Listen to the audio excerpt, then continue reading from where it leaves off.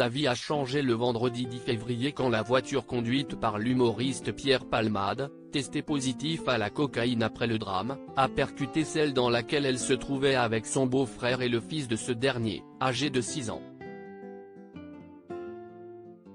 Le choc a été très violent.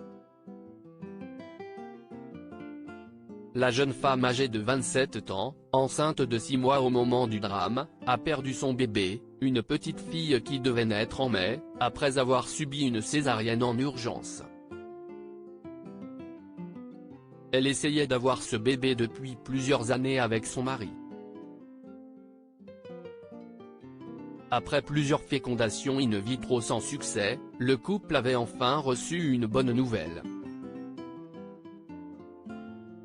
Cet accident a anéanti leurs espoirs de fonder une famille.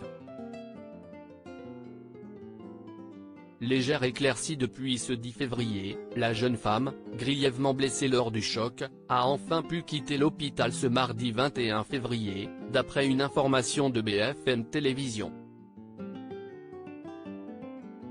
Son beau-frère et l'enfant de 6 ans sont, quant à eux, toujours hospitalisés dans un état grave.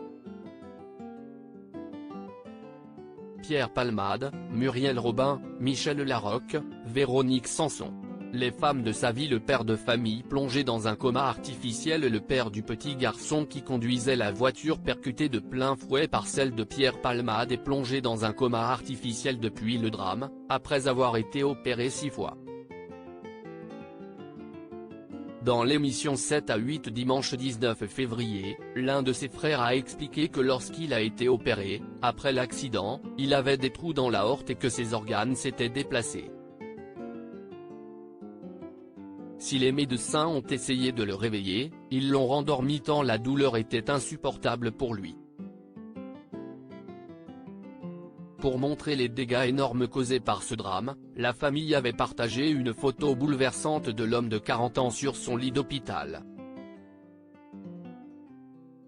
Du côté de l'enfant de 6 ans, si son état s'est un peu amélioré, les séquelles de l'accident resteront probablement à vie, tout comme pour son père.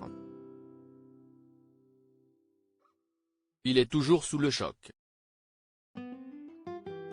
Sa mâchoire est un peu rétablie, mais il ne mange pas comme avant, il ne peut pas parler comme avant, avait indiqué le neveu du conducteur à BFM Télévision ce samedi 18 février. Depuis qu'il s'est réveillé de son coma, il ne communique qu'avec des phrases très courtes.